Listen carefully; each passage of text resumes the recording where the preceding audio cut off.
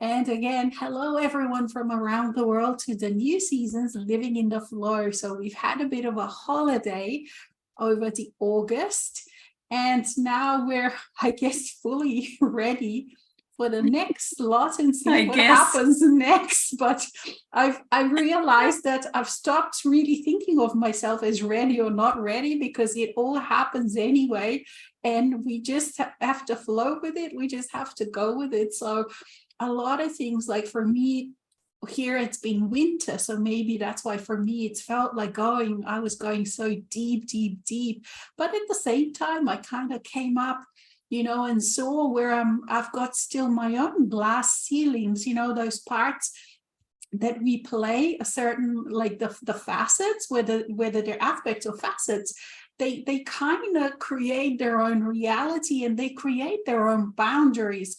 So it's constantly that we have to, well, I find that I have to kind of come to the ceiling of the current, act or a facet that I created, and I have to dismantle it if I want to go beyond and move forward. And then there is always like some parts are still playing with some old energies, some old aspects, some old things. But mainly a lot of it really now for me is about making things really physical.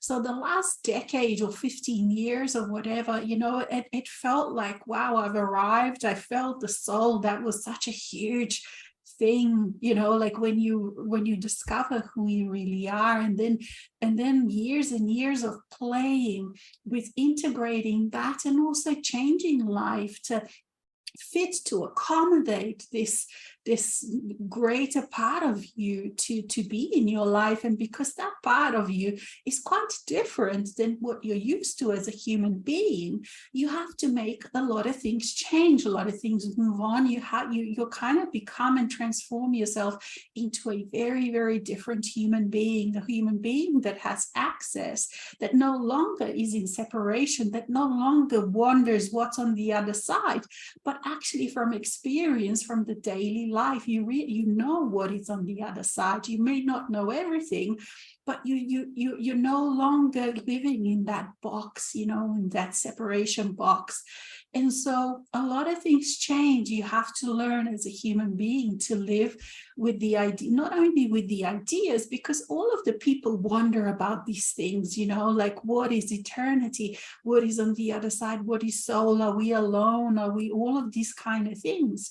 But you actually no longer just wonder about these things, but you have to make changes or allow changes to happen in your life that include eternity, that include realizing and perceiving yourself now for real, not just in theory, but that you are eternal, that you are, forever, that you don't start and finish, that this exploration of self is never ending. It's an always joyous, artistic, playful dance, and living in this world is an artful dance. It's not like a set thing or something that you can write a book about. You can write books about a lot of things, but like being this whole self, it's extremely dynamic. It continuously changes. And so all of that, the last 15 years have been about all of that.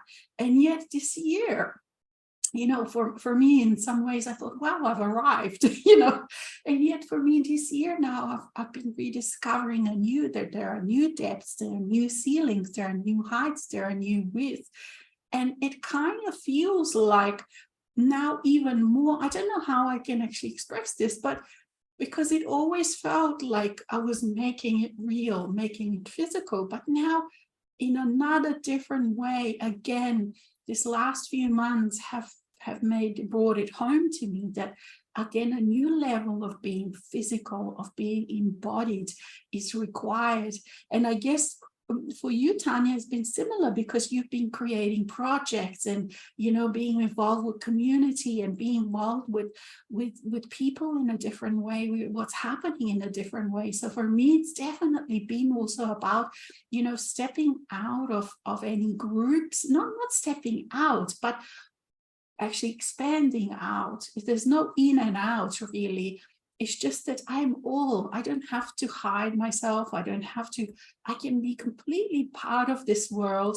I found new connections, new, how can I say, resonances with just normal people, with scientists, with what is going on in the world, with things that I used to be interested in, but I'm interested in a whole new way. And for me, it's kind of funny because, like, you probably know that I'm also quite interested in all the different sciences, and I always was. And when I was into science, it's when I was actually playing with being an atheist in like what it seems like now a previous lifetime, maybe, you know, 20s, 30s. I played in all of these different things. But now I realized that as we were going onto this journey so deeply into other realms, the realms of self in the last, 15, 20 years, 30 years, whatever it is, that other people didn't stand still, that, because us bringing in all of this light, it's enabled other people to sort of also venture into like quite magical spaces, even though they don't call them by those names. But, like what I find that my beliefs, or what I've discovered in this last 15 years or 10 years of being, so intensely exploring and integrating and allowing and all of that, other people have in their own way also. Not many, but there are. And this is what it's actually quite exciting for me, that it feels like it's making me feel very connected to humanity in this way, because it's sort of like it made me realize how each one of us are like a part of humanity, like a, like consciousness through each one of us has its own, if I can say, agenda or journey or exploration, joy of life, of living, of experiencing. And each one of us is a part of that consciousness, and each one of us have a different job, so to speak, like someone in physics have their physics job and to play in that space. And for example, we are more spiritual and we play in that space. But there is still kind of like this taboo thing, like if you go into the scientific spaces, it's not almost, but it is a taboo to talk about soul and spirit and all of these things, because it's kind of like science sort of feels like that it's more a thing of the mind, that it's freeing humanity out of those superstitions and slaveries to that. And that is true in a sense, because all of us, we were slaves of the 3D. It is just that now we know that it is quite different what slavery means and what freedom means. It's quite different than what, let's say, I thought about it, but let's say 30 years ago.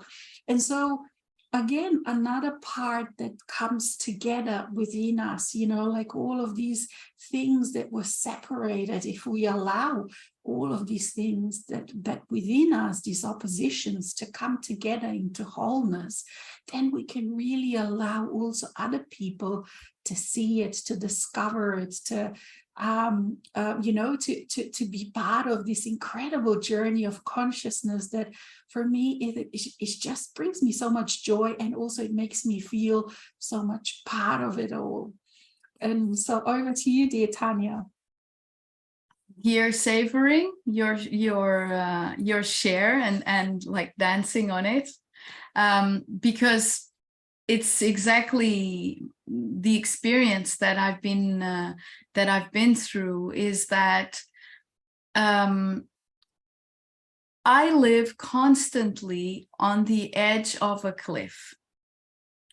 The thing is, or the big difference between what it used to be like before, when there were many cliffs to jump out of belief systems, comfort zones, and so on, was that before, each time I came to the edge of a cliff, it was scary. And it took some time to adapt to the idea, okay, right, okay, and then boom, okay, let's jump. And then it was like a clumsy flight, and then, okay, now We've landed safely. Okay. But now I'm constantly at the edge of a cliff and constantly skydiving. So there is no comfort zone. So even on a daily basis. So, and now I understand what the fear was of surrendering completely to this fusion, between human and divine, to this becoming a divine human. And the big fear was precisely because somehow, somewhere, I knew, and everyone knows, that once we get past a certain level of integration, a certain level of fusion, there is never going to be a comfort zone ever again. So, first of all, there is no more comfort zone. Secondly, there is absolutely nothing to follow. There is no map to follow because no one has ever done what I'm doing. No one has ever done what you're doing, what each one is doing once you get past that threshold of separation. So once you get past that threshold of separation, your journey becomes even more unique than it was before. So it's always been unique. There are no two journeys that are the same, no matter where one is in our experience of consciousness, of ourselves as conscious beings. However, once you go past the threshold of separation, meaning you become reunited, then you are going beyond frontiers and borders and boundaries and breaking all of the ceilings. And then it's not only your ceilings, you're breaking the whole ceiling of what was believed that was possible until you actually break it. And so it's a daily thing. It's from the moment, actually, I can't say even that it's from the moment you get up until the moment you go to bed, because even for me, my nighttime is very dynamic. I have completely gotten out of this concept that I have to sleep a full, whatever, 6, 7, 8 hours, whatever, because that is totally impossible for me right now. And it's been for a long time. So every night I wake up at different times, but usually between 3 and 5 in the morning, somewhere there. And I stay awake for a long time. And it's bliss. I love it. I love that moment of nighttime wakefulness because I get such clarity and insight about my daytime. So because I'm constantly breaking boundaries, not only personal boundaries, but boundaries in general of what is thought to be possible, then of course during the day, I run into many moments of, oh, okay, how do you go past this one? How is this done? And I don't go into any sort of worry or, oh, whoa, we've got a problem here. No, okay, there is the challenge or the boundary there, and I want to go past it. And in that moment, it might not occur to me how, but I don't care. I let it go and do something else. And then it's during my nighttime that I always get all of the answers. There is so much creativity happening in that nighttime space. It's such an intelligence. It's incredible. It's like, wow, really? Now I understand what it means that our brain only works 10%, because now I find it's working much more efficiently, because I can grab that clarity and understand it, and that requires the brain. So the intuition, it comes in, the clarity and the wisdom, it comes in from another channel, but the brain is required for me as a physical human being to understand and then put into practice, into the physical world, this aha that comes to me. So every night it's fireworks, it's all of these solutions that are so beautiful, you know. It's like, oh wow, that's really interesting, and then I can't wait to put it into practice the following day, because it's, oh well, yes, let's go and do it. On the other hand, it's extremely intense. So that's another reason why I realize that fear that we all have before we walk through that threshold is precisely because of the intensity. There is not a moment that is less intense. There is intense peace, there is intense silence, there is intense joy, there is intense creativity, there is intense love, there is intense everything, but it's all intense. It's like there isn't a moment that my cells in my physicality are not being stretched wider, so that I'm becoming crystalline, more and more crystalline each moment as I release boundaries. And I realize I'm releasing boundaries all the time. So that has been, and this year it's kind of gone off the scales. It's grown exponentially. I've broken many boundaries also towards what I thought I would want to do. And this is because my only guiding principle in life is what brings me joy. Because I know that what brings me joy is from my soul, is I am living my soul every time I am in joy. So because I follow that principle 100%, when an invitation comes from within to do something that in my human perception I wouldn't find all that interesting, and I wouldn't really go that way because of preconceived ideas, really, you know, belief systems, ideas that, oh, you know, that's not nice, or I don't like that, or whatever. So because I have challenged myself continuously to let go of that and to trust, so whenever I get an invitation from within, and that fills me with joy, and it's literally my chest. So that's why I say my heart, because it's all of this space just warms up intensely. And there's this fire that comes up from the depths of me, from the belly, and it just fires up, and then it goes all the way. And there's this bubbling joy. I know that I can't say no. I just can't. You can't say no to yourself, and you're like, it's just no way. Why the hell am I here anyway? I mean, I'm here for this. This is everything I've ever wanted, is to be in a position where I can finally never say no to my soul.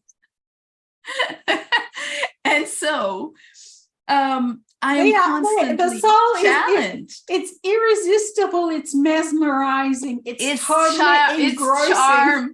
Exactly. Its charm is irresistible.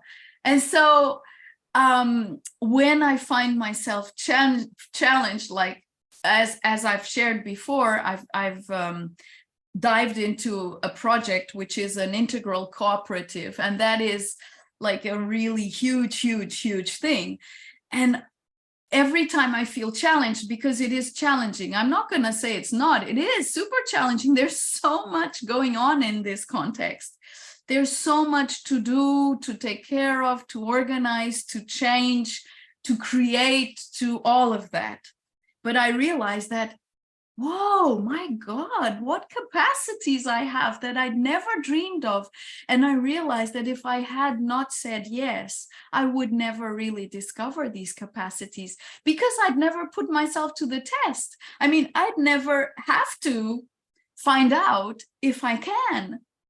And so every single day I have to, because I've chosen to say yes, find out that I can.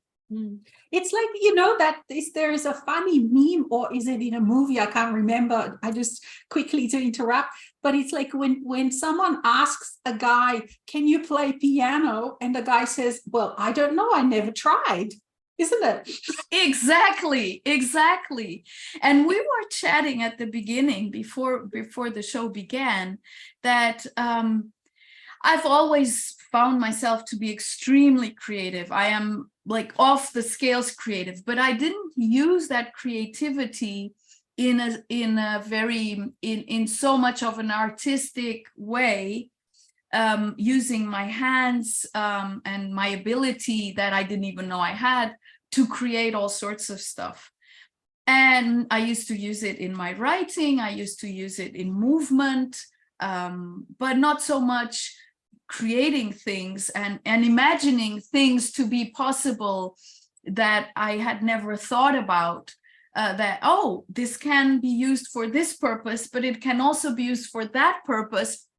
And we can change that and make it that and all sorts of stuff. Anyway, and I realized, gosh, I'm an artist in all sorts of ways, because, usually we have this connotation. If you can't paint, like, whatever, if you can't paint, you're not an artist. Or if you can't draw, you're not an artist. But maybe you can draw, but your drawing is completely different from the idea you had of what it is that proper artistic drawing is, or proper painting is, or whatever. So I keep on being challenged to realize that I can. And in this, everyone that's around me is, of course, challenged to realize that they can. So it's intense as well for people that are around. But the funny thing happens. It's really interesting. So when people are wanting a bit more of that magic, and they approach and they come closer and they stay for a while and they participate, and it's like they go into a trance, this magic joyful trance of expression and discovery, and they discover something new about themselves that they didn't know that they were capable of, be it manually, physically, or intrinsically, internally. And then at some point it becomes too much, too intense for them, but it's them. I mean, they become too much for themselves, basically. And then they move away. And then it takes like weeks or whatever, months, until we see each other again. And then they come back. And then they come back. Exactly.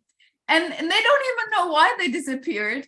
But it happens. And it's interesting because, like, when we had our bioconstruction workshop here at my place, the first days, everyone was like in that trance. The last day, you feel this sadness. They go into regular life mode. So it's like when they approach, people get out of regular life mode and forget of all their so-called incapabilities or limitations or whatever. And it's just, yay.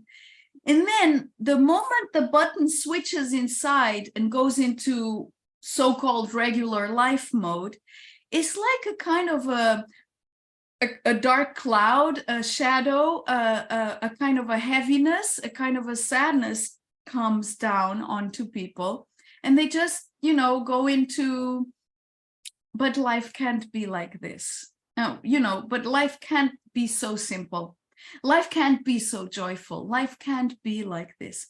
And that happened. And now it was interesting because I went for 7 days to France with my son and daughter, and my daughter's friend, and my daughter's father. And we'd not been in such a close interaction for 20 years. So, because we got divorced 21 years ago. So it was really interesting and fun. And I was, asking myself, okay, how is this all going to play out? Because I am in this constant joyful expression of life. And so therefore open to whatever the journey brings me, and open to discovery, and never really seeing any issues. Things happen and you move on and whatever. And then I'm with 4 people that aren't like that. And let's see how it works. Well, it was just magical, because everyone went into that. And so we didn't have a preconceived plan other than we were going to Disneyland, and we were going to go to Paris one day at least, and everything else was just whatever. And right on the way to where we were going, we rented a car. And my daughter was, okay, so where do we go? You know what I usually do? I told her, I look at the signs on the road and sense where I'd like to go. Like the signs start showing up, names of places. And there's this name, Chantilly, was showing up all the time, and say, look it up, let's go there. And so we just went. We didn't know what it was. We went, we arrived, and there's this magnificent castle, these magnificent gardens, this wow. And so we found out it's a really important place in France. But we didn't know. It was just a sign on the road. And everyone was, and so we went to find out the tickets, whatever. And my daughter's father was always, do we go? Do we buy the tickets? I'm in for it. I'm in for the whole thing. Let's go. So we just went, and everyone went into this magic. And it was like that 100% of the time. Last day, I felt that cloud was coming in over everyone, like each one their own cloud. There were different clouds, but there was already this kind of worry about going back to work and the stuff to take care of at home. I felt it, if each one had their own chatter around going back, because it was like, now we're going to break this magic spell and life is going to go back to normal. And if this helps anyone to have the courage to go past that fear that is there, that fear of releasing, letting go of the known and really diving into the unknown. Yes, because living in fusion with soul is unknown 100% of the time. Sorry to say, there is no way to know what's next.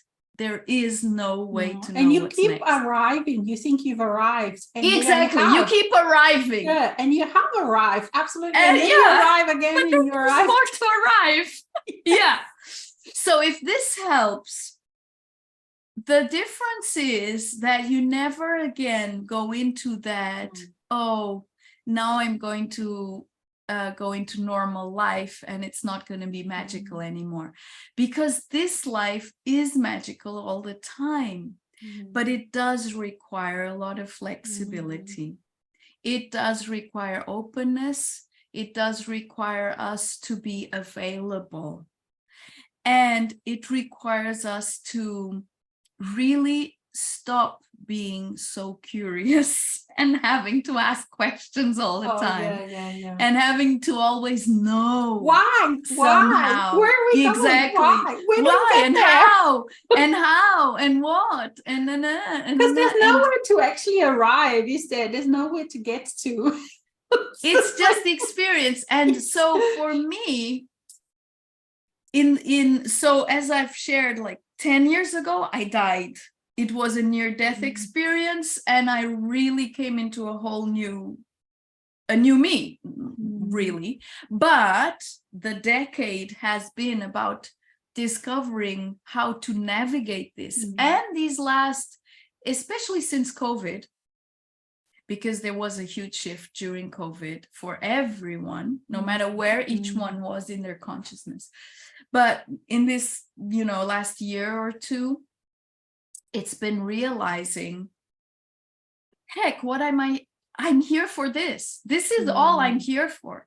It doesn't matter if one day is more challenging beyond than another day.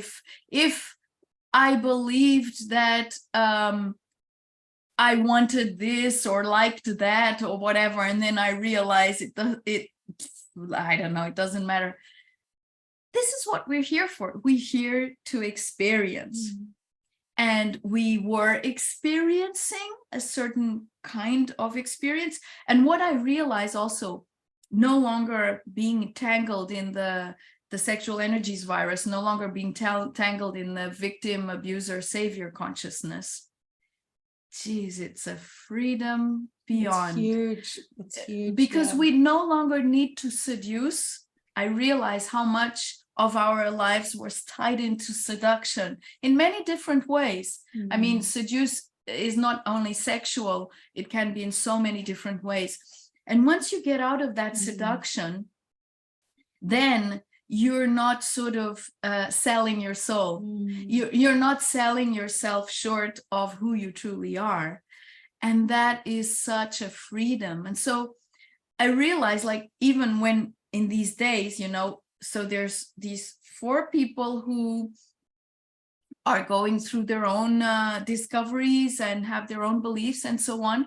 But because I am in my freedom and can be fully who I am, whoever I am with, there is no issue with being accepted or not, because no one even thinks about not accepting, because you are a statement.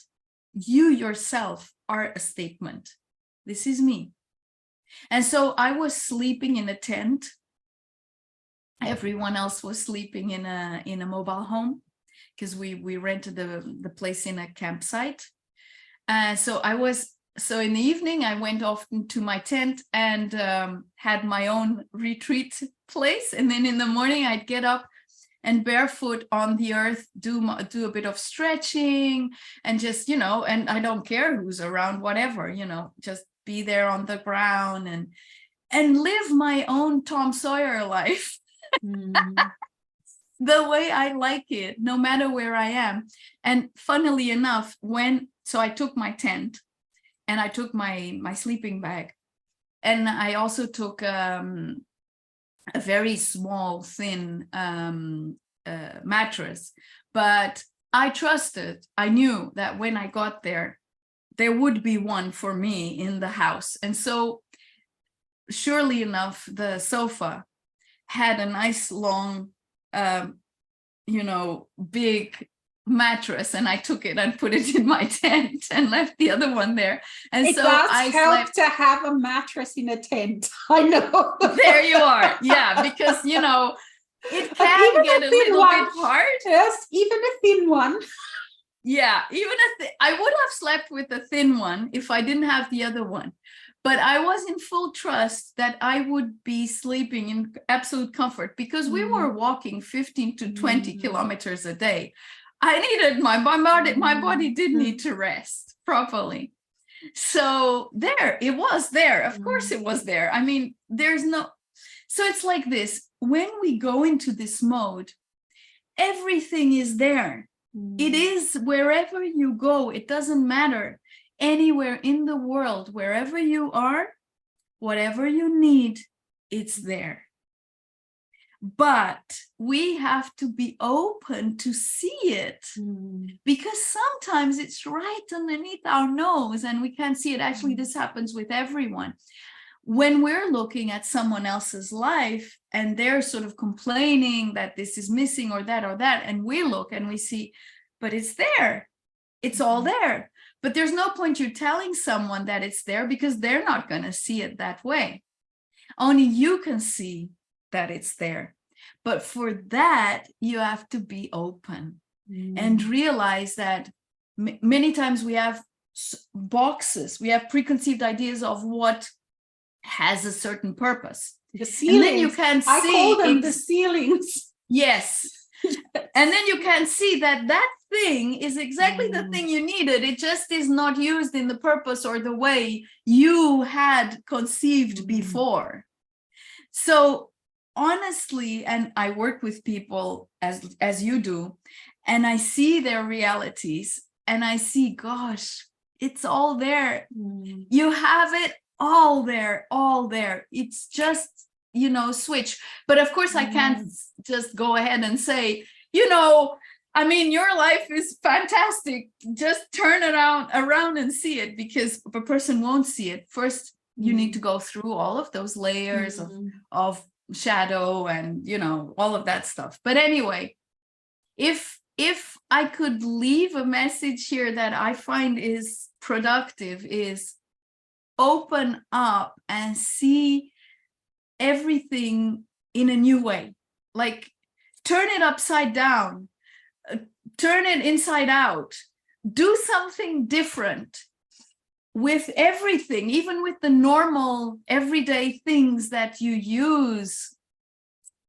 Just change it.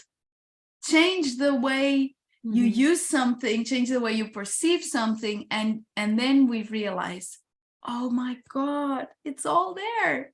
I have absolutely everything. Like, funny story. Yesterday I went to a shop looking for sponge to make some large pillows for some kind of chaise longue that we're gonna have on the shop window, so you can then sit there. Anyway, the lady it only had some very thin thing that's used for hider downs. And then I went online and I saw that they do have them, and I could order a piece. And then all of a sudden, during the night, it came to me, gosh, there is a huge piece of sponge rolled up there in the place where we need it, because my dear friend Alice Van Rooyen and Julie, when they were here, they'd bought some sponge to put on the bed because their mattresses weren't comfortable. And then, because of course they weren't going to take it in the plane, they gave it to us, and it's there. And because they'd used it as a bed thing, and because I'd never thought about it in any other way, I didn't even look at it and see, bloody hell, the sponge is right here sitting at my feet every single day. And I didn't see it. And this is a metaphor, because it happens every single day with loads of things. And the same way it happens with me, it happens with everyone. So for sure, for sure, even when we think we don't have something, or there's something we need, just wait a moment before just going out and buying it, or ordering it, or going into more energy spending than necessary, because maybe it's right in front of your nose. Actually, and this is inside and outside. Yeah. And this has been actually my sort of, actually there's so many things I could, could comment on and unravel in, because I've had so many similar experiences. And one of these is actually this exact thing that what you said, recycling, reusing, redoing, because like, I don't know how it is in Portugal, but here in Australia, it's a very strong consumer push, and a strong consumer society. So like, everything has to be, like they make it shameful to have things like for more than a certain time, 2 years have passed, you have to buy, you have to buy new TV, you have to buy new this, new that. And I thought, no, I'm actually very much stepping out of this. And it's kind of like so much of this is going back to the old, but it's a freedom. But it's in a new way, because like, for example, let's say the way people, the way I see how people are sort of having a different relationship with the land, how, let's say, if you look at the more traditional farming and stuff, that's where the strongest, let's say, religious happenings were, and those the strongest cultural and traditional sort of bounds and boxes and limitations and all of that was. And then people moved to the cities for a while, to have to sort of open up their horizon, perhaps get in touch with people from other lands and different colors and different whatever. And then after a while, perhaps their children or maybe themselves go back to the land, but in a much freer way, in a new way. And so this, for me, it feels like I'm kind of going back to my childhood in a way, because we've not been this kind of consumerist society. At that time, we reused, we fixed, we redid everything. Like recently, I was drawn to sort of looking at, those worst, like you can see some YouTube videos on worst roads in the world, like when the trucks and buses go through this huge mud, and everything in those trucks is constantly being fixed. Like, these buses and trucks are 40, 50 years old, and they go through the biggest challenges and the biggest muds, and they get through. Why? Because people just know how to fix everything. If they don't know, they stay there for 3 days and fix it, with whatever they have, because it's not like a mechanic on the side of the road. It's not like there's a shop. Yeah, exactly. And so for me also, like, I've realized, wow, why am I a slave to this, that I have to? But it kind of really, so many of these things you really have to be settled in, or you have to sit in your own self, because you're kind of not going against, but because I don't want to make it as a battle, or I don't want to make it like some kind of revolution. But I don't, because it's easy, it can become a battle. But at the same time, like, I want to step out of those things, because the pressures are really strong. And also, like, it's making you, it's easy to sort of go into shame, because all of these kind of patterns have their own codes within them. And these codes trigger you if you want to go against them or step out. They will trigger shame, the usual things: fear, shame, you're small, you're nobody, or you're a loser because you don't have money to kind of, this is what you start thinking, even if it's not true. Because, like, when you realize, when you are in these kind of matrices, what you can't actually see reality as it is. Like you said, even if all of those materials are around you, you actually believe these triggers that are written within these matrices. And you can perhaps perceive yourself, let's say, very poor, but in reality, you're extremely rich. It's just that the matrix is saying to you, you are poor, and you're supposed to feel that if you don't follow what. And that's how people are actually trapped. So again, whatever, all of the things, really, the solution is to be sitting, well, what we call this soul, this presence. And that actually gives you the clarity, the dance, and the strength. It's not even anymore the strength, but I'm just using these words because there are no better words, but it gives you the strength to really be yourself, to be your unique self, rather than conform to all of these energy patterns. Because when you are going out, like, let's say, unless you're in some wilderness somewhere away from people, as soon as you're in with people, with, on the street or anywhere, straight away you are in those matrices.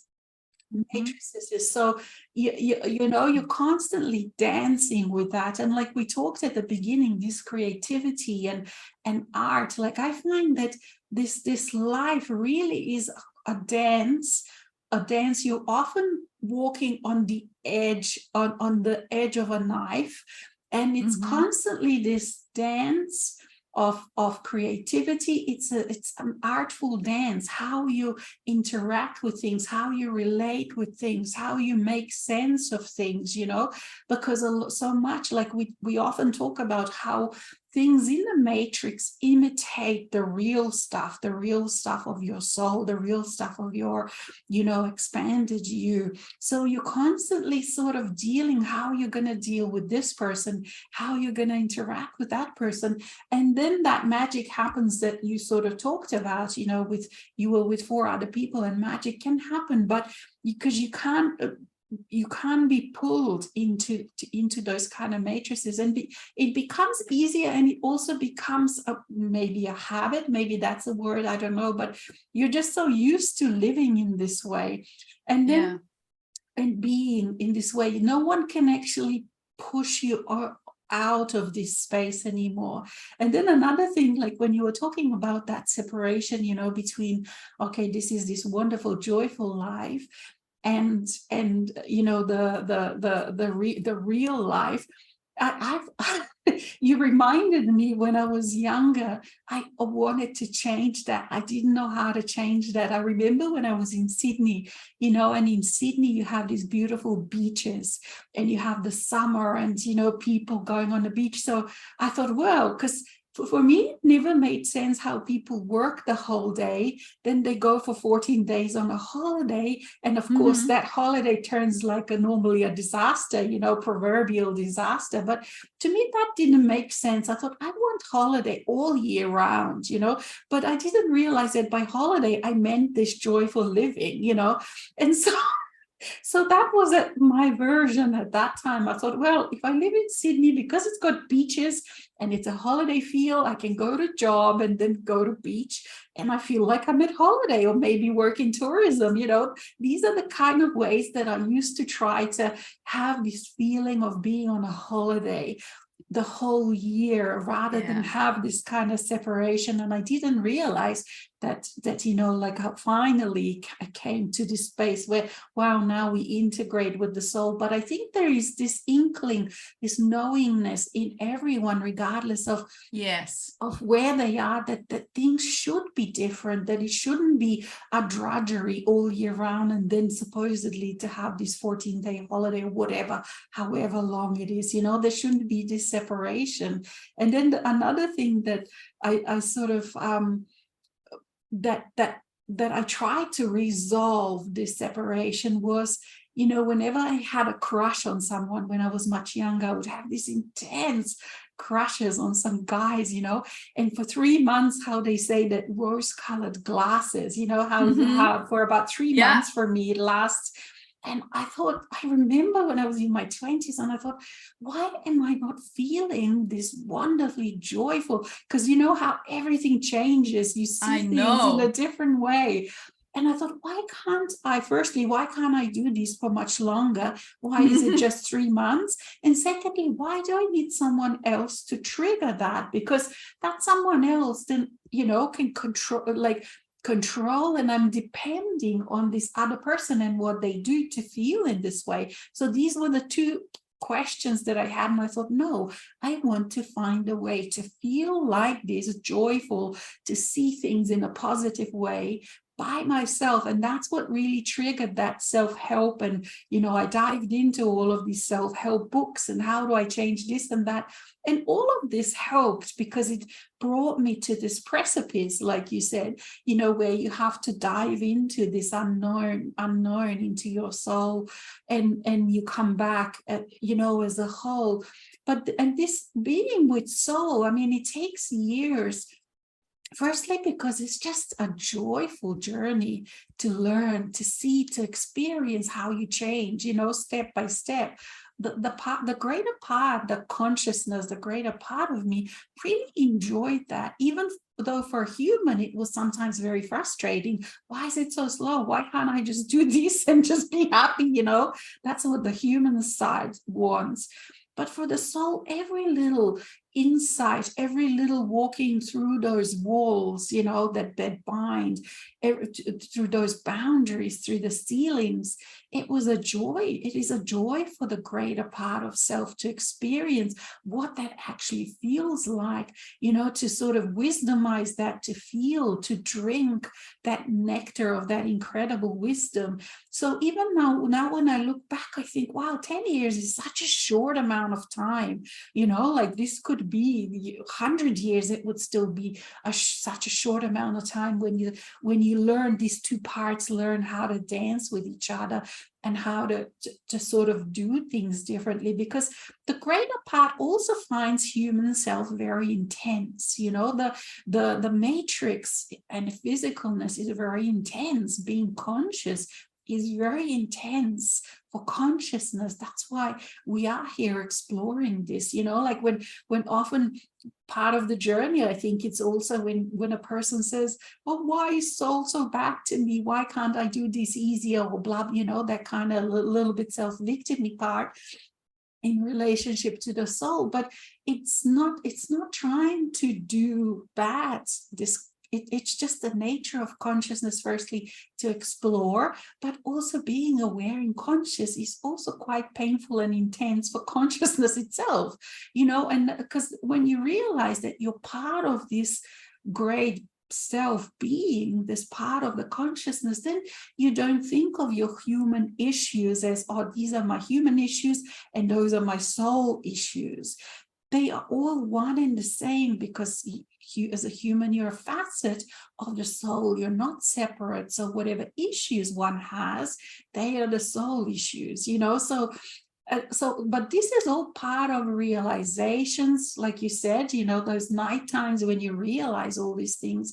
And then you keep dancing and you keep getting that incredible courage to walk through all of those kind of limitations. And then life really, somewhere along the way, the scales tip, and all of a sudden you wake up one day and you say, wow, my life is incredibly juicy and enjoyable and full of this creativity. And then these words like work and creativity and fun and play don't actually have those kind of separations anymore, because wherever that you take, or rather that's just an expression, but wherever that you are and you allow that feeling, that presence to be part of that experience, becomes incredibly, well, after you integrate and let go and blah, blah, blah, becomes that juicy experience, becomes full of potentials and play. And that's why so many questions,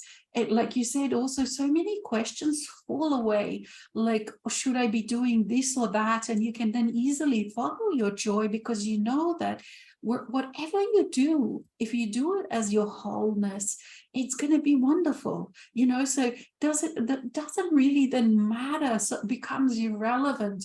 Do I choose to be in the mountains? Do I choose to be by the sea? Is my country's name this, or is my thing on my passport saying that? It really doesn't matter. When I look in a mirror, am I a woman or a man? Am I tall, short, skinny, fat, whatever? None of those things matter, because somewhere along the way, part of it is this incredibly radical acceptance. And it is not anymore to change. Okay, I wish I was someone different. I wish I was taller. I wish I was whatever a person wishes. But it's just that you accept yourself radically, completely, in this way that, whatever you are, whoever you are, that you look in a mirror, whatever says on your passport, wherever says anywhere, whatever age, whatever, you just absolutely accept it. And this ability to accept happens at a certain percentage when you've allowed this presence. You can't just, okay, like 30, 40 years ago, when I was still pre this last awakening, I'm like, okay, so I'm going to accept this. Okay, now I've accepted this.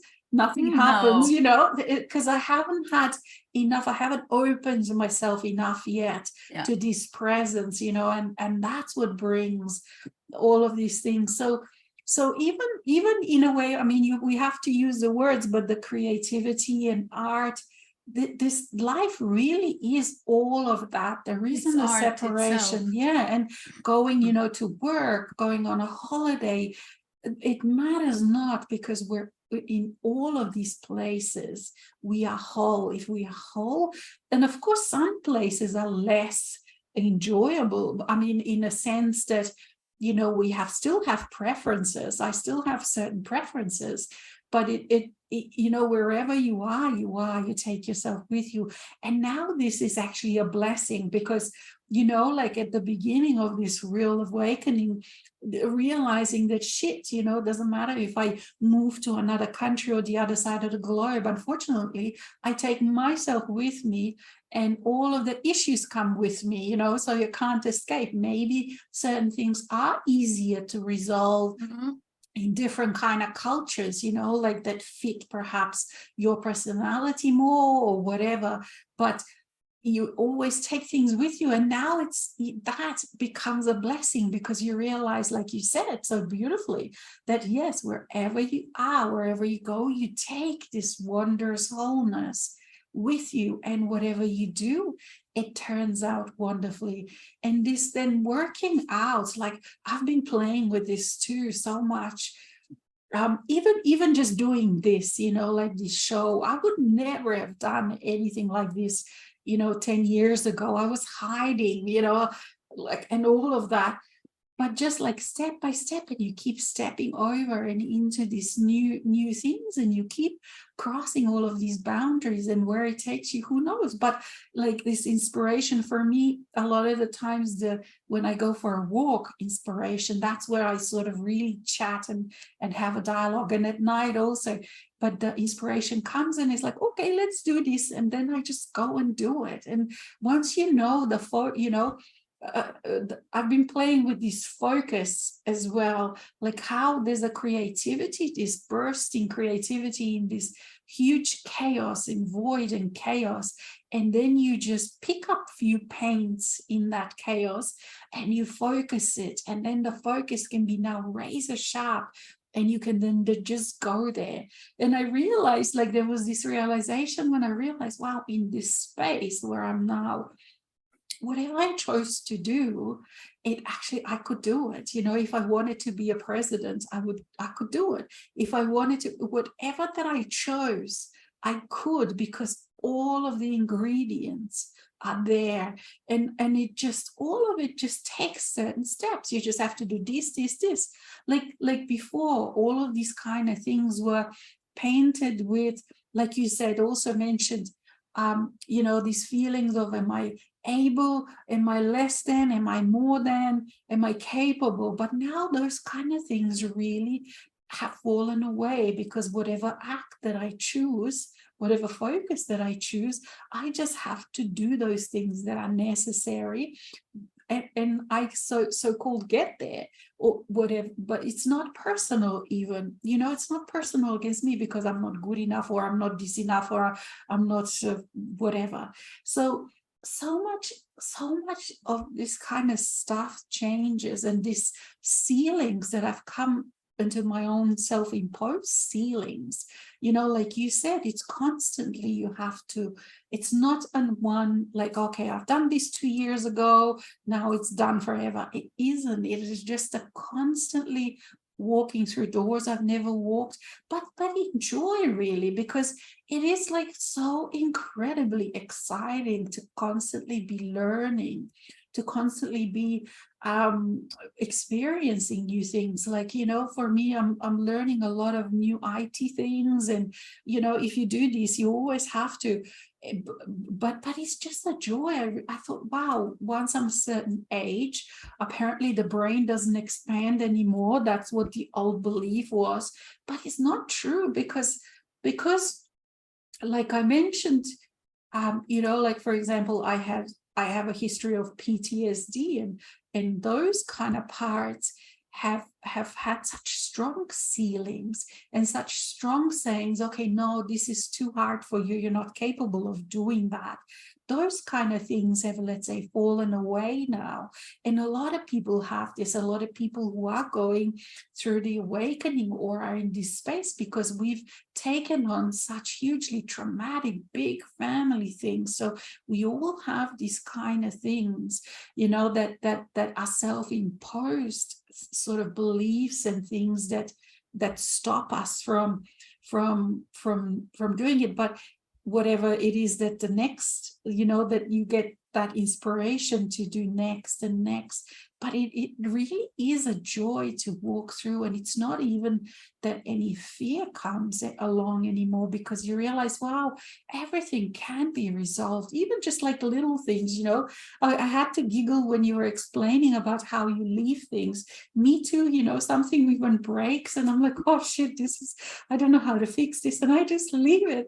I just leave it for a few days, and all of a sudden it's like, what? I wake up one day and it's like, oh, what about if I do that? And all of a sudden I fix it. So I don't need to kind of call, you know, like people from tradies, they're called here tradies. I can fix so many things myself, and it is a joy. And everything has that creativity, you know, the way you do garden, the way you do clean up the car, the way you're with other people, the way you know, cook, the way you clean, the way it's just this constant dance and play with life. Life plays with you all the time. And like when you were talking, I had these feelings, you know, when you were discussing this, I had this feeling of this incredible joy of being so incredibly creative and doing and having this kind of life when you are constantly working out and trying out these new things. And what a different way of living this is, when and it truly is a holiday in itself to live in this way. So there isn't a separation, you know, from, okay, the everyday life, this life, you know, the pain, the bills, all of these things are just part of feeling good, part of self-love, part of, wow, look at all of these things that now I can achieve and do and partake, and then new people come and some people go and some people change and some people stay. There's just this constant flow, and also just enjoying watching other people having their insights, witnessing this incredible breaking of bondages, of ancestral things, of incredible you know, transitions that other people are doing. And then that gives me more appreciation for them, but also appreciation for self, as just how huge this work that we are doing really is. And so it kind of all just kind of flows and flows and flows, and life just keeps giving and giving, and it's this juicy, rich interaction. And sometimes it just doesn't, it means one doesn't have to do anything. Like, that's what I've realized, you know, lately in the last month, especially, or 2 months, I haven't even been going much to nature at all, which is normally I would go at least every second day on a road trip and stuff. But I thought, wow, like that dependence on doing something to feel this good for me has changed. It's like, wow, I am just depending on me, on this being of who I am, on all of it. I don't need, I do everything out of this incredible joy, and because I want to do it, okay, I have preferences or inspirations and stuff, but I don't really depend on anything outside of me to feel or to do, to play, to enjoy. And this expansion happens within, regardless of where one goes or doesn't go anywhere, you know, or what one what one interacts with. And so there's just been so much this last few months of last year. It's just been incredible in this way, this incredible depths that I've reached, this incredible heights, not even in a physical sense, but just going in deeper and deeper into something, and meeting more parts of self that have not seen the light of day, and now they've seen the light of day. And I don't know, and the history, like my past is completely changed as to how I see things, and people now of my family I look so different, and their stories are so different than what I used to see. So this whole effect is a completely total effect on everything, on the future, what I think my future can hold, and what, like what aging means, what being older means. None of these things like anymore means anything, not only because of all of these scientific discoveries and stuff, but also because the way I feel is like I'm never going to be in a space, doesn't matter what age I am, where I'm not in this wonderful, joyful space. And that is just such an incredible feeling, because, a lot of like the human matrix is like, okay, so you reach a certain age and it's all downhill from there, blah, blah, blah. I realized that in my life, there is actually no more downhill, downhill in the sense that going into some kind of crappy reality that I didn't or don't want. But it is downhill in a sense that everything is becoming easier and easier, that with that flow, it's kind of like downhill.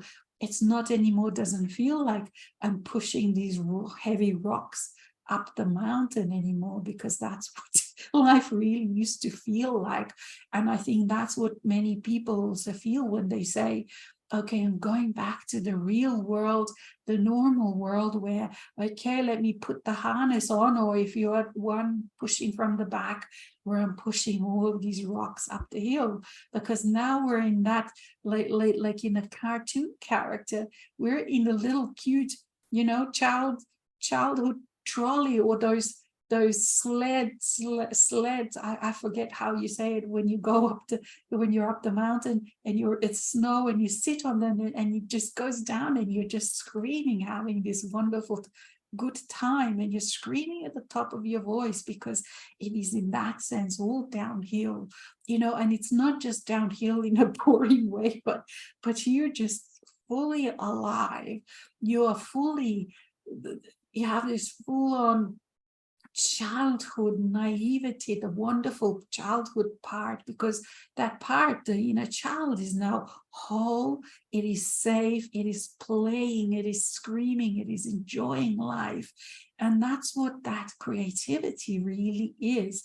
Like, if people, for whomever doesn't really know, but I think you feel it, because in this show it looks like we're about creativity this time, and you can feel that part. And it is that, because that in the childhood, very often we were that free, we didn't have those constraints. But the wonderful thing is that because of our journey, we've matured along the way, and now we can give safe space and the tools, and we have that adult as well within us that does what adult needed to do, that is the inner father, the inner mother, those ones that we wished we had but didn't from other people, but because they couldn't give us that. But those parts exist within. And so whether one feels those parts, like I invite everyone to feel your inner mother and father, and to feel your inner child, and to play just like in your dreams. These are real. What are those parts like in dreams? They are real parts that exist. You just didn't know how to allow them to be part of this life. And so how different is life when inside yourself you're constantly affirming, you're constantly loving, you're constantly setting healthy boundaries, because you can be loving to accepted, or facet aspects that have not been accepted yet, or from other people, but you can be firm. And that is such a great safety giving ability that you gift to yourself, when you can say yes when you mean it, when you can say no when you mean it, when you can set boundaries, healthy boundaries, movable, transparent, like that art, when you're like a dancer, this incredibly, you become this incredibly skillful dancer, that you dance with all of these parts of yourself on the inside, which actually, like we know also, there's a wholeness of oneness, but also there's all these parts, you know, because when you go out into the world with other people, you interact and you bring out and you keep creating parts. There's nothing wrong with parts, as long as you know that that part is not you, because not the only, it is you, it's part of you, but it is not the only you. And that is what the 3D matrix is, where people are so stuck in, because they've created a certain part through which they play the game, a number of parts. It is just that they've forgotten who they really are. They've forgotten that those are just parts, like in a computer game, you know, and they then identify with those parts so strongly. So all of the things where we walk through these barriers and these walls, these ceilings that we walk through, are just these parts in a computer game. Because like in a computer game, you know that you have certain, you know, you can only go this way and that way and that way, and then the screen finishes. You can't go further. You have to turn around. It is absolutely exactly the same in real life, in with these parts. And so we continue, like Tanya also mentioned, we continue to have to walk through these walls. Why? Because we continue to create parts to fit in with whatever we're doing at that time, and then we dissolve that part to come back into wholeness. And then it's like let's say, you know, the drops in the ocean. You realize yourself, your ocean, and you're also the drops, and so you keep creating, you keep playing as a drop, and then you come back as an ocean. You know, you realize you're an ocean. It's just a really beautiful dance, creativity, and artistry. And we become so good, such masterful people, in beings in that game, in that those abilities. And this is that incredible divine human that has existed through certain individuals, like Yeshua, you know, like Buddha, like these people, Mary Magdalene. They have touched on this, but now there's never been more people walking as divine humans on earth. Still a small percentage compared to, you know, at how many people there are, but never so many. And that is such an incredible joy to be alive at this time. Now I need a drink. I need a drink on what I'm drinking. The thing is that once one goes through the threshold of separation, we realize that we are it's not about us. It sort of becomes non-personal. So on one hand, the experience is absolutely personal, unique, and it is our experience of our self-discovery expanding into new expressions. On the other hand, there is no attachment to one single expression, to one single form, to one single experience. And therefore, that is what is meant, and that has been mentioned throughout the eras by the masters about losing identity. And so this is it. Losing identity is simply no longer being entangled in specific parts that are playing specific roles and believing that we are that. And so it's knowing that we do use parts to play roles, but we do that at will, and those parts are created in the moment. They go out, play the role, come back home. And it's a constant flow. Even in the aspectology course from the Crimson Circle, when Tobias explains precisely that is the normal, natural thing, and that is it. So once we are no longer caught in trauma, in PTSD, in experiences that have stayed crystallized in a specific box of time and space that is not in flow, that is not in movement, that is not dancing, because it's stuck in that moment only, then an aspect is created that has the same role all the time, and that produces identity. And we have many of those aspects as we grow up, and not only from this lifetime, then again from all of the other experiences here on Earth. Because in this sense, aspects of personality are created here on Earth, and they remain. And then, so for instance, in this new lifetime, we created again the same one that we brought in with us already from this and that and that and that lifetime. So that's why it's not so much about being able to, to do regression forcefully, because when we go into the trauma in this lifetime, then when we're ready, we'll connect, and all of the cards will collapse from the other lifetimes, because it's we just push the string and then the whole thing comes together, and it is all part of the same theme, basically. So aspects that are crystallized in time and space and that are fixed identities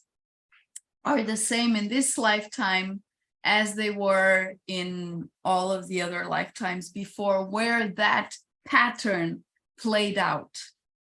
So the memory that needs to come of the root cause, or wherever that started, in which lifetime or whatever, will come when we're ready for that. Now, this is how we go past or beyond personality. This is how we go past or beyond identity.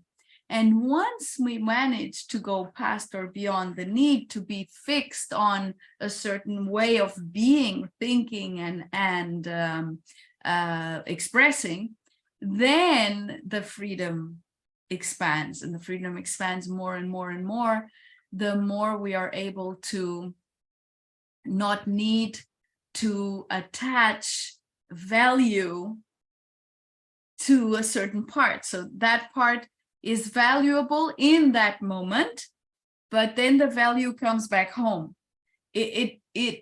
So I perceive that one of the ways we've created this whole game of unworthiness, and this whole game of not feeling that we are good enough, because as humans we come in with this chip, is precisely because the value remains in the aspects that are separate and crystallized in time and space.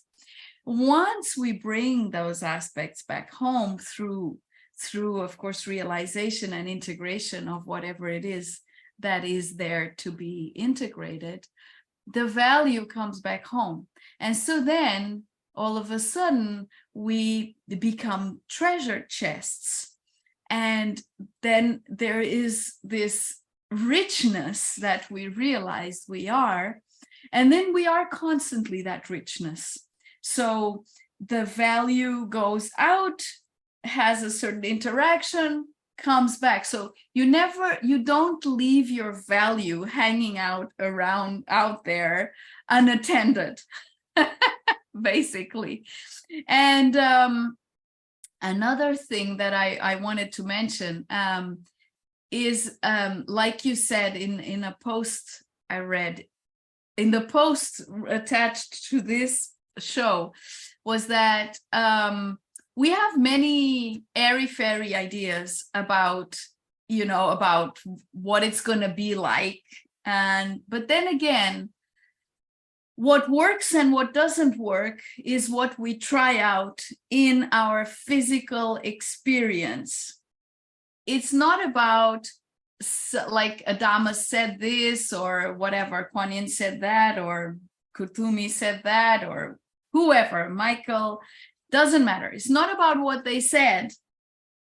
It's about what we experience, what is tangible, what is feasible, what is experientiable here, and what is, okay, it is eventually a possibility, but who knows? And you just go on with your experience. And regarding that, things for me, I have perceived don't work are, for instance, you can do whatever you want or eat whatever you want, and it won't have an effect on your physicality and on how you feel. That's bullshit. It does have an effect on the way you feel. Now, the thing is, what is the experience you're choosing? Like, for instance, in my case, it's relevant that I am, that my stamina is strong, that I have strong muscles, that my joints are strong, and that I am capable of having good endurance for the things I want to experience in my creative abilities.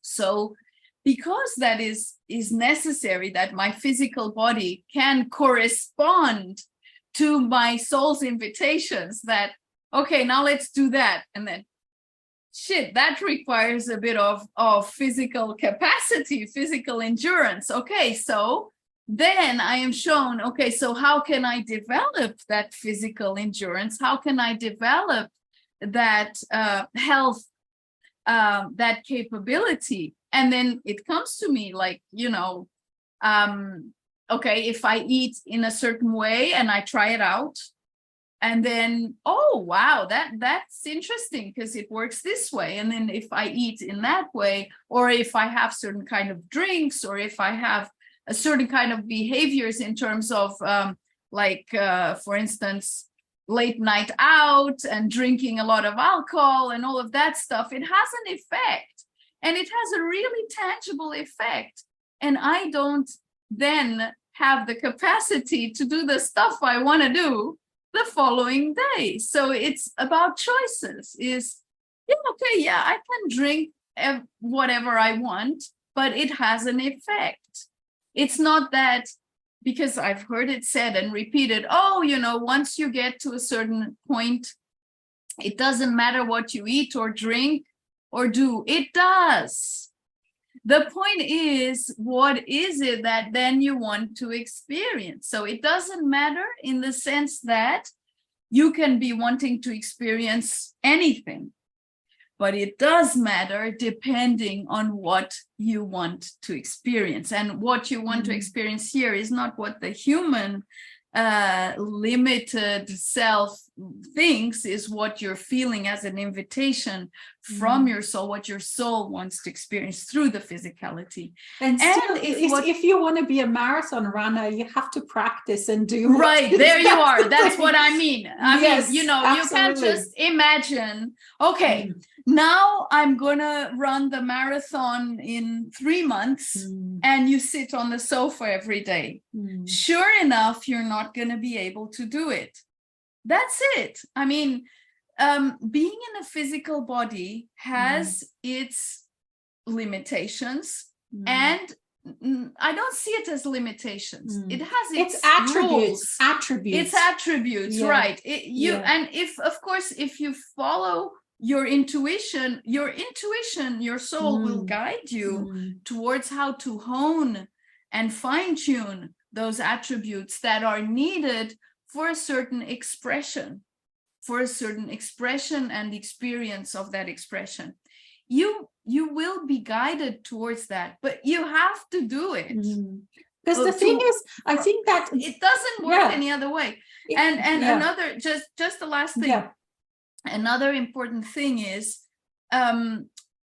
becoming instant. So the soul is instant, and the more we go out of procrastination the easier everything gets, and energy flows at a speed that is absolutely incredible. So when we get an invitation from within to do something, do it straight away, because then it's easy. Now, if you sit back and start thinking about it and then creating resistances and then so on and so on, it becomes harder, because energy then starts finding the obstacle of your resistance. So I found that even things that seemed might be hard, because I'm not procrastinating, just boom, you know, it just all happens really fast and energy serves you instantly.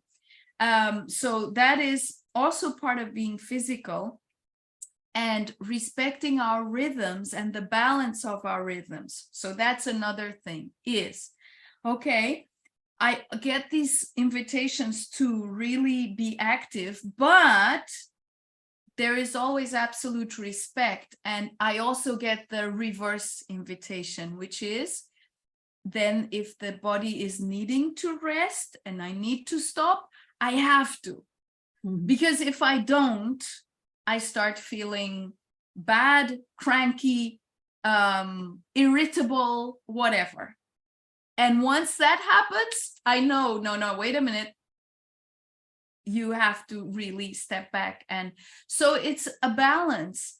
The expression from soul will never go overboard, or it will never be disrespectful of the balance and harmony of being in a physical body.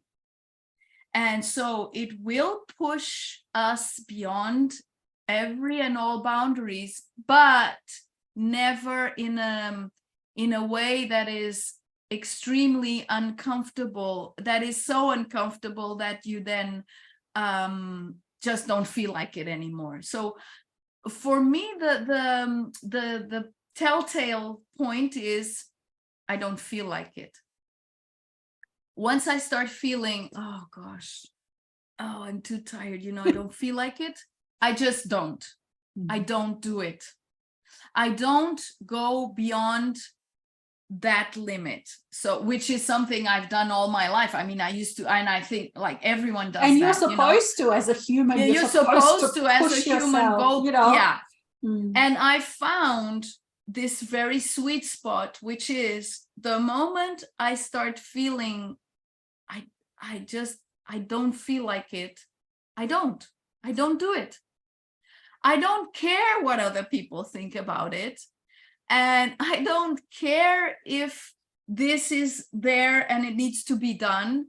It will get done. But now I just can't, because I don't feel the joy. It's the sweet spot. See, if the joy is not there, I don't do it. And what happens because of that?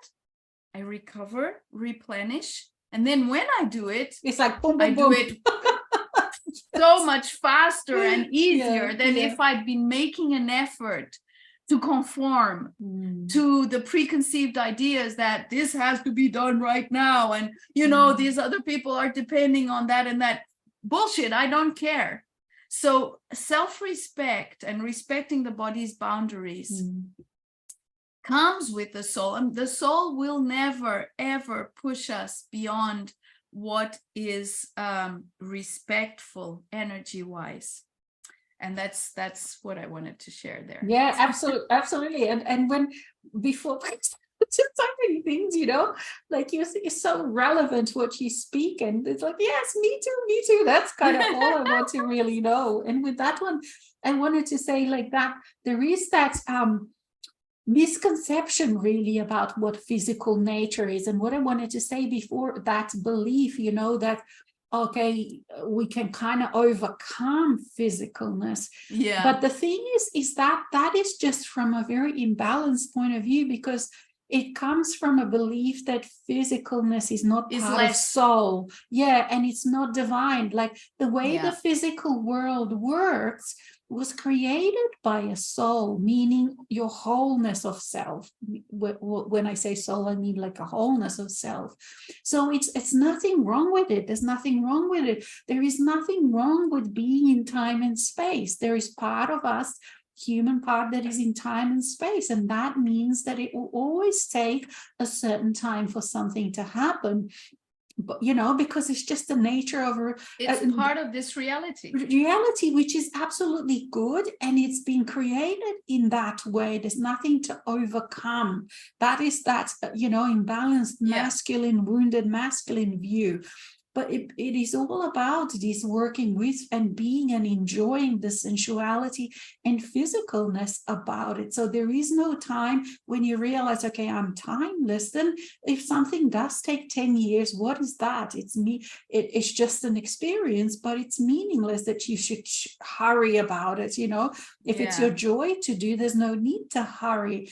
And with those things, like you said, yes, physicalness and the body do demand certain things, I think, but there is also a thing that, again, that mimicry of the matrix to the real thing. And I think that sometimes the teachers will say something like that, okay, to try and push a person out of putting something else on a pedestal, like that, you know, that the food, that the drink, that the exercise controls you, that astrology controls you. So so that's why I think is the purpose of saying this doesn't have a control over you. But once you actually realize, wow, actually, it doesn't control me because it doesn't define me, but it is also, it's a very valid divine part of the physical reality. Then you are in the realness, and then you relate to that thing, but not in a way that, again, it's over not the as top a of you. necessity, Or that it controls you. It doesn't control you, but it is part of the physical. It's a necessity for a certain purpose, but not a need in terms of that you have to have that otherwise. Or that you have to, that you are, you know, like you're a slave to this diet or this fad or this whatever, like that. Okay, now is the lemon diet, and then the grapefruit diet, and then the green coffee diet, and all of those are really ridiculous. It's getting out of that. But if you want to be a marathon runner, then you do need to do those things. There are requirements. Exactly. And the thing is, like, when you were talking about that, I had this image, let's say, how for those people that like hiking, let's say going up the mountain and having that experience, it's incredibly satisfying. But the actual journey could say to someone else who's sitting on a sofa, for example, say, oh, this is too hard. You get all wet, you get all muddy, you get all sweaty, and parts of it can, you know, they challenge you, because you challenge yourself. Is like, can I push through that barrier where my muscles, you know how when you start exercising, first 10 minutes is hard, and then it's like boom, you're through it, and all of a sudden it's like playing a drum, the same, you know, like, or playing an instrument, music. First 10 minutes is all a bit rusty and cranky, and all of a sudden you're like, now my muscles are flowing and playing and dancing. But it like, so in this way, like going up the mountain, we can liken certain things, like, you know, certain things are actually hard and challenging in a sense that, but they are still satisfying, like in the sense that you're going up the mountain, but when you go with your whole self, including soul self, it is full of juicy discoveries. But was it still hard and challenging? Yeah, absolutely it was. And when you sit on the top and watch some sunrise, whatever, you know, the beautiful colors, like you can just dance and joy, because it was all, you know, all of the challenges. So that's kind of like what life is. So that's the fluffy thing that I meant in that way. One of those fluffy things that people just think that, you know, like doing this, you know, it has its own challenges and you have to deal with whatever comes. So it's not like, you know, a lot of people and I too was for a while in those things, like we talked about often about jobs and, you know, abundance, how, okay, so I'm sitting on a sofa just dreaming about it and it's all going to fall. No, because you're in physical reality for a reason. So you have to work with physical things to create all of those things, you know, but at the same, there's nothing wrong with physicalness. It's not like that when you you know, like when you allow your mastery, that somehow you poof out. Yeah, if you're ascending master, cool. That's you what we poof out. believed. Yeah, We've done that. We've done that experience. We used to believe that for many thousands of years. We believed that there's something wrong with the physicalness, but actually, and that we had to transcend the physical body and move somehow. in the body, but it's actually now we're realizing that playing within this space, there's so much to play with. So there is this fluffiness, and then at the same time, what the rationalists call fluffy is actually part of that creativity and artistry. So what I used to believe was fluffy is actually real, and what I used to believe was real is actually fluffy. Kind of that is so weird. Like, you know, for example, that I can give, like, you know, how people oftentimes live as if they were living forever, as if this life was forever, you know, because in a way, in a sense that they're putting, oh, one day I'm going to do this, one day I'm going to do that. You know, they procrastinate with their joy and enjoyment. So that's, for me, is a fantasy life, you know, because you're fantasizing that this life that you're not going to turn 40 and 50 and 60 and 70 and one day you're going to be gone, you know. So that is, it's funny how what I used to think was fantasy, it isn't anymore. And then on the other hand, like what you said, that incredibly rich, creative dance where the human self and the soul dance, like you were describing at night. I used to, with, you know, normal people call that daydreaming or night dreaming or fantasizing, but that is the incredibly creative, real process where you play with potentials that then, of course, when you get up, you have to put in place and implement. You have to put the energy into it for it to happen. I mean, just, you don't click your fingers and it's absolutely happening. And when you're working with soul, you have the courage, you have the abilities, you have the sight, your sight explodes, and all of a sudden you can see all these potentials and different uses of things. And you have the abilities to let go of wrongful beliefs that you had, the erroneous, you know, things that were stopping you.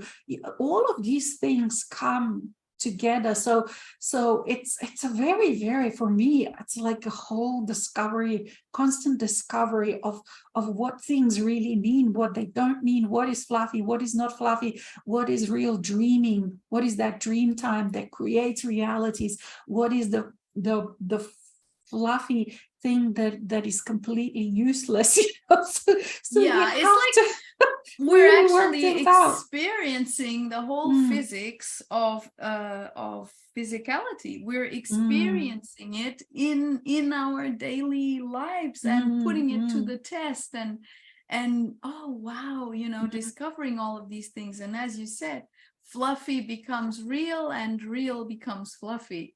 It's like, oh, it's just, you know, get real. And then other people will look at us and think, how the hell do they do it? They think we're fluffy, but they look and they see our life is not fluffy. But it seems fluffy because we're always in a, you know, always enjoying, always, how the hell do they do it?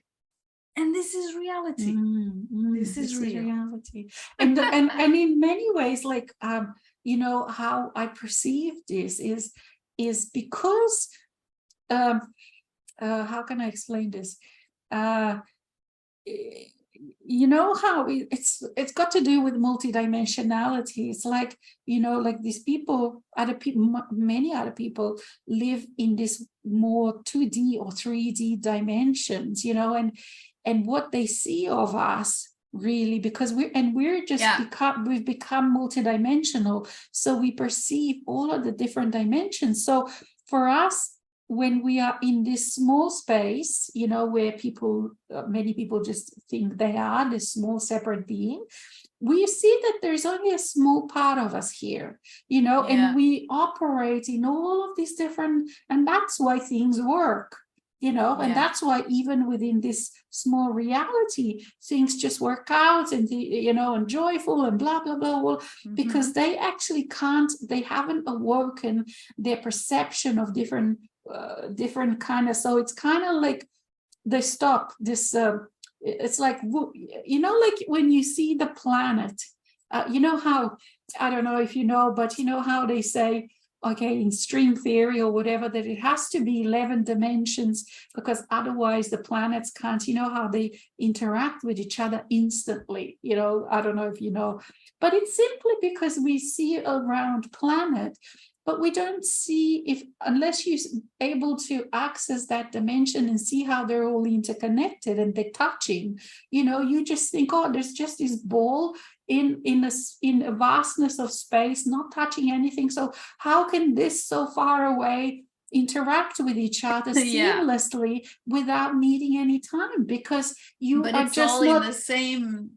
It's all all connected. actually, dimensions are not separate. That's right. And it's all connected in, but you just haven't trained your abilities to perceive those other dimensions where once you do, you see that they're all touching. There's no separation, you know, and that's kind of like what it feels like. And that's what also magic really feels like, because you know, like how you become magical to people who have not awakened yet, simply because they can't see that you're flowing through all of these different dimensions, and you're doing something here, you're dreaming here, you're visualizing here, you're playing in chaos here, and then you're physical doing here, but it's all, you realize it's all connected, and yet it's all just happening at once. And they're just seeing that, you know, and so they don't perceive that, and they're just seeing the result. So it's quite interesting anyway, but I think like I think we may have come to the end. It's almost 2 hours, so it probably is enough. Oh God, we would never stop. We could just keep going, couldn't we? Oh yeah, there is so much to share. It's been so rich. Wow. Yeah, and it's wonderful again to play with you, dear Tanya. It's just like it's like we there's not been 2 months in between. No, and just our connection, like I always feel close whenever I think of you or feel you. I feel close, and I'm like, oh yeah, she's just happily going around her physical stuff, creating and painting. And I don't mean painting on a canvas, but painting in life. It's this is the thing, and we were talking about, like, it's already the end of the year, but the years don't even feel like years anymore, because it's just a continuous expression and experience, day and night, and days and weeks and months and years, and there's no separation. Like, it's wonderful. And here comes Twinkle to say goodbye to everyone. Twinkle realized, we're done. It's time, you guys, just shut up. Okay, so dear Tanya and dear Twinkle, until next time. And thank you everyone for playing with us. It's been a joyful dance today. And don't forget to check out our websites as well, because there's lots of juicy stuff on there. And because we are timeless, we can introduce ourselves at the end. So my name is Alexis. This is Tanya. We didn't do it at the beginning. As long as we did it. So if it's you want the 26th.